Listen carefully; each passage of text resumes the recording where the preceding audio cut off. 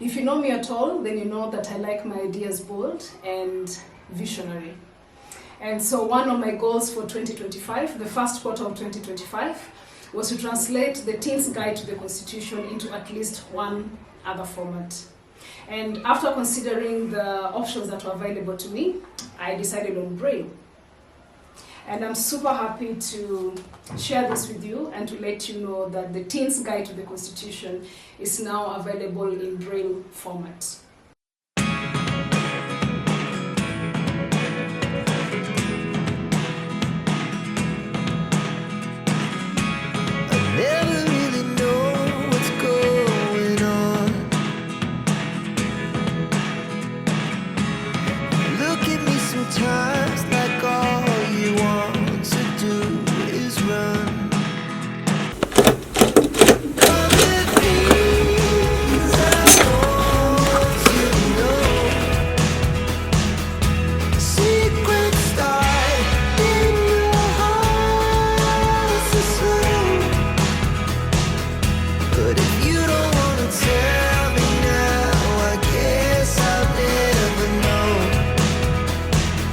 Now, in 2008, Kenya ratified the UN Convention on the Rights of Persons with Disabilities, and this created an obligation upon Kenya to promote, respect, and fulfill the provisions of that particular convention.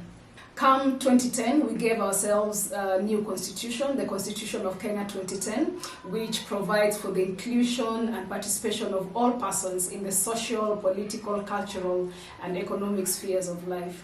If you look at Article 10 of the Constitution, it talks about the values and principles of governance, and it says our values and principles will include human dignity, human rights, equality, equity, and non-discrimination.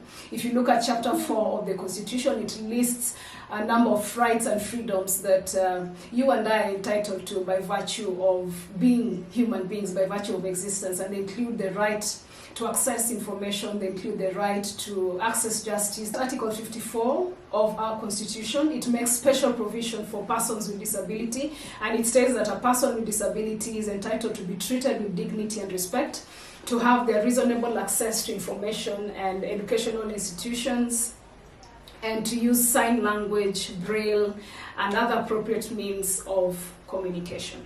Despite these beautiful, beautiful provisions, there are still a majority of blind and visually impaired citizens who are yet to access and read the Constitution for themselves. What I found out in the course of my research was that in the event that a person who's blind or visually impaired wants to read the Constitution, they'll have to look for someone else to read it out for them. The challenge with this is that it takes away their self-agency, and to a large extent, it eventually limits their civic engagement and their holistic participation in nation building. And it's not only Kenya that is yet to translate its constitution into Braille.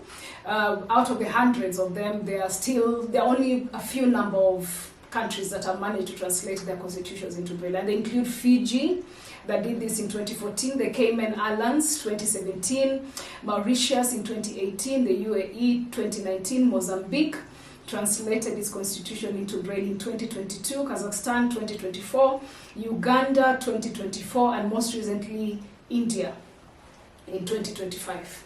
And I believe for these countries, they understood the significance of making the constitution available to as many groups as possible. Because by translating the constitution into Braille, then it enhances democracy, it empowers citizens, and it ensures that each and every person then is able to effectively participate in nation building and to have the right foundational knowledge about their country. And those were the same ideas that I harbored when I was thinking about translating the Teens Guide to the Constitution into other versions. Now, for those of you who had the opportunity to engage with the Teens Guide to the Constitution, you know that it's an amazing book, the first of its kind as well, and it is intended for teenagers and young adults. It's already providing them with legal and constitutional information and ensuring that they have the requisite knowledge and skills to actively participate in nation building. The challenge with this, however, is just that, as it is with the main constitution, when we are focusing on teenagers and young adults generally and producing for them readable material like this, then we run the risk of disenfranchising the other marginalized groups or disadvantaged groups within the larger teens and young adults group. I'll give you some statistics here. Of the 11,617, 890 adolescents in Kenya, the Kenya National Bureau of Statistics reports that we have 34,980 boys between the ages of 10 to 14 who are living with disability. This is compared to 28,721 girls of the same age. The report also indicates that 28,124 girls and 30,688 boys between 15 and 19 are living with disability. The age group most affected by visual impairment is 11 to 15 years of age, and that is about 60%, with 4.77% as the incidence of visual impairment amongst primary school pupils. You also have girls contributing 35% of cases of visual impairment, while boys contribute 64.86%. My hope is that moving forward then we'll be able to make the Braille version of the Teens Guide to the Constitution available to the teenagers and young adults who are blind and visually impaired, because as we continue to build our communities, as we continue to build our country and our continent, it is important that we are not leaving any child behind.